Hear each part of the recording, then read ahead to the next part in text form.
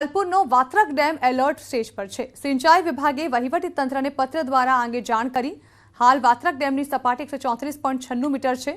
ડેમની મુખ્ય સપાટી 136.25 મીટર છે અને હાલ ડેમ 80% ભરાયો હોવાથી નિયમ મુજબ જિલ્લા કલેક્ટરને જાણ કરાઈ છે। હાલ ડેમમાં પાણીનો જથ્થો 126.1 મીટર છે।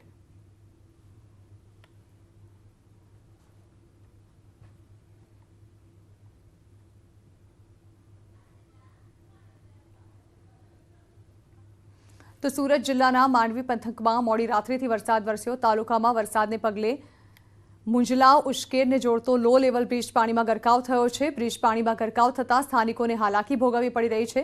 સ્થાનિકોએ બ્રિજ ઊંચો કરવા અનેકવાર રજૂઆત કરી છે।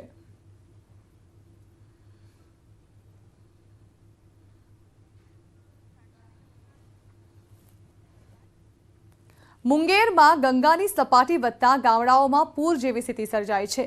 ભારે વરસાદના કારણે લોકોને હાલાકી પડી રહી છે। ગામમાં પાણી ભરાતા લોકો સુરક્ષિત જગ્યાએ સ્થળાંતર કરી રહ્યા છે। તો ગંગા નદીનું પાણી લોકોના ઘર સુધી પહોંચતા લોકો પોતાના ઘરની છત પર વસવાટ શરૂ કર્યો છે।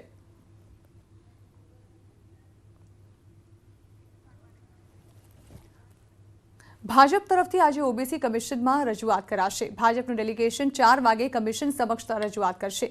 ઉદય કાનગડ, શંકર ચૌધરી, અલ્પેશ ઠાકોર આ અંગે રજૂઆત કરશે। તો મંત્રી જગદીશ પંચાલ, ભરત ડાંગર, કાળુ ઝાકળ કરશે રજૂઆત। ગ્રામ પંચાયતની ચૂંટણીને લઈને તેઓ રજૂઆત કરવા જશે। તો આજે ભાજપ તરફથી ઓબીસી કમિશનમાં રજૂઆત કરવામાં આવી રહી છે, જેમાં 4 વાગે એક ડેલિગેશન જે છે તે કમિશન સમક્ષ રજૂઆત કરવા જઈ રહ્યું છે। જેમાં ભાજપના કેટલાક નેતાઓ જેવા કે ઉદય કાનગડ, શંકર ચૌધરી, અલ્પેશ ઠાકોર રજૂઆત કરવા પહોંચશે। સાથે જ કેટલાક મંત્રીઓ પણ તેમની સાથે પહોંચશે, જેમાં જગદીશ પંચાલ સાથે હશે। ભરત ડાંગર, કાળુ ઝાકળ પણ રજૂઆત કરવા પહોંચશે। ઉલ્લેખનીય છે કે ઓબીસી કમિશનમાં ગ્રામ પંચાયતની ચૂંટણીને લઈને રજૂઆત કરવા માટે આ ડેલિગેશન જઈ રહ્યું છે।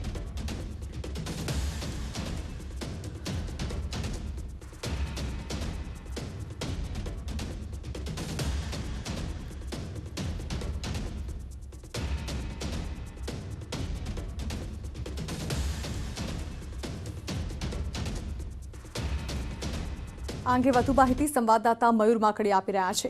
મયુર, ભાજપ તરફથી એક ઓબીસી કમિશનમાં જે ડેલિગેશન રજૂઆત કરવા પહોંચશે, જણાવવા માંગશો કે શું છે આ મામલો?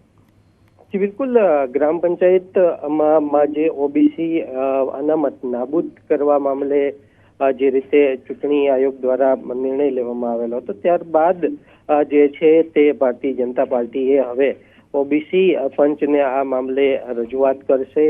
ભારતીય જનતા પાર્ટીના ઓબીસી સમાજના સિનિયર આગેવાનો અલ્પેશ ઠાકોર, શંકર ચૌધરી સાથે જ રાજ્ય સરકારના મંત્રીઓ જગદીશ પંચાલ સહિત તમામ લોકો જે છે એક ડેલિગેશન લઈ અને આજે 4 વાગે ઓબીસી આયોગ સમક્ષ જશે અને પોતાની જે રજૂઆત છે તે કરશે ને તેની અંદર યોગ્ય નિર્ણય કરવા માટે જે ઓબીસી પંચ છે તેને રજૂઆત કરશે। જી બિલકુલ, આભાર મયુર।